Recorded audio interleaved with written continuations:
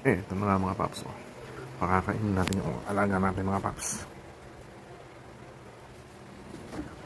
Ito na pakakainin natin yung mga bisita natin mga pusa mga paps.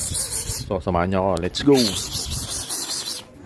Habang tinatawag ko yung mga bisita natin pusa mga paps, may napansin akong nakahigang pusa mga paps. Kahit anong tawag ko ay hindi ito tumatayo at lumalapit, kaya napilitan akong lapitan ang nakahigang pusa. At tila gumalaw pa ang kanyang paa nang marinig niya ang boses natin. At para bang gusto niya pang lumaban pero hindi na kaya ng katawan. Isipan ko kasi yan sa kaubo. Ito?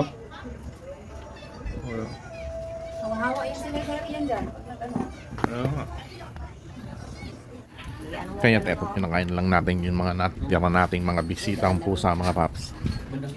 Nawala man yung maingay natin pusa, meron namang bagong pumalit na itim na pusa. At tatawagin natin siyang si Ever Ready. Yun nga pala yung itim na pusa na nakadrawing doon sa baterya mga paps. Meron nga palang special picture yan mga paps, dahil lumiliwanag ang mata niyan mga paps pag nasa dilim. NANI?! Omae wa mou shindeiru.